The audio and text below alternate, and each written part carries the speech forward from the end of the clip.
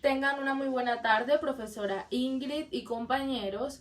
Mi grupo está conformado por William Nieves, Arnold Flores, Daniela Pérez y quien les habla María Flores. Hoy les venimos a hablar sobre la enfermedad pulmonar obstructiva crónica o por sus siglas y como por lo general lo conocen, EPOC. ¿Qué es la EPOC? La enfermedad pulmonar obstructiva crónica o sus siglas EPOC es una enfermedad respiratoria crónica y que se puede prevenir y también tratar. Como su nombre lo indica, afecta al sistema respiratorio en el que se produce una obstrucción al flujo aéreo y una dificultad para vaciar el aire de los pulmones. Este daño hace que los bronquiolos y los alveolos pierdan su elasticidad, que las finas paredes de los alveolos se destruyan y los bronquios se engrosen o los pulmones fabriquen más moco de lo normal, lo que hace que se obstruyan las vías respiratorias. Cuando el daño es muy grave, se vuelve cada vez más difícil respirar y resulta complicado llevar suficiente oxígeno a la sangre y eliminar el exceso de dióxido de carbono de una forma efectiva.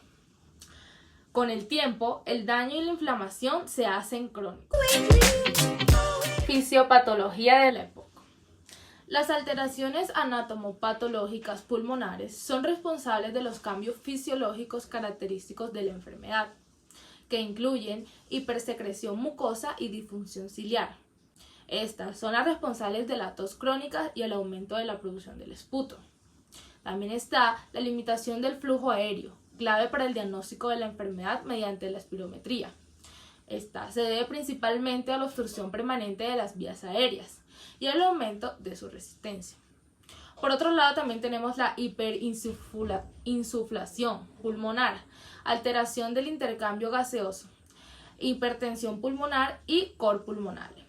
Por lo general, estas alteraciones se producen en el citado orden en el curso de la enfermedad.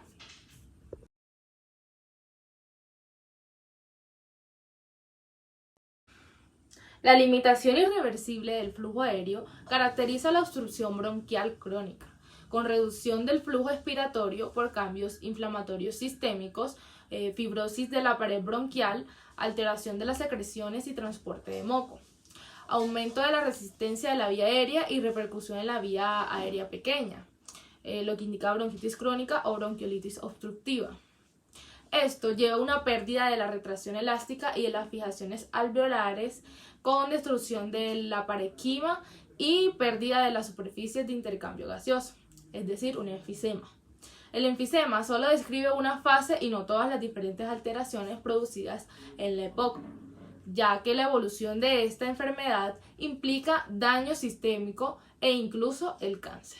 En esta gráfica podemos entender de una mejor manera la fisiopatología. Los factores individuales y agentes externos producen inflamación, lo que nos lleva a una obstrucción bronquial y finalmente una enfermedad pulmonar obstructiva crónica. Puntos claves como las siglas que están en la gráfica EMP, PAMP, DAMP y ROS, que sucesivamente significan micropartículas endoteliales, patrones moleculares asociados a patógenos, patrones moleculares asociados por daño celular y radicales libres de oxígeno, nos llevan por una serie de pasos en el curso de la enfermedad, comenzando por la inflamación eosinofílica, que es el resultado de la inflamación del esófago por eosinófilos, un tipo de leucocitos sanguíneos que participa en la inmunidad frente a ciertas infecciones. Damos paso a la bronquitis o a un enfisema, en algunos de los casos ambas, seguido de un inflamasoma. Esta es una estructura conformada por proteínas intracelulares implicadas en el inicio de la respuesta inflamatoria por estímulo intracelular. El ensamblaje y la activación del inflamasoma es un proceso esencial en los mecanismos naturales de defensa inmune. Por último, tenemos como resultado de todo esto daños sistémicos irreversibles e incluso el cáncer en las peores de las circunstancias.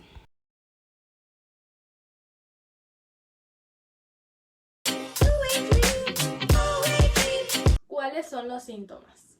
Los primeros síntomas comienzan con tos y con expectoración, luego siguen con dificultad para respirar o disnea y con fatiga o ahogo al andar y al aumentar la actividad física, como por ejemplo al subir unas escaleras o caminar largos trayectos. Poco a poco, la persona, sin darse cuenta, de que tiene los primeros síntomas de la enfermedad, deja de hacer muchas tareas que le suponen esfuerzo y que le ocasionan ahogo.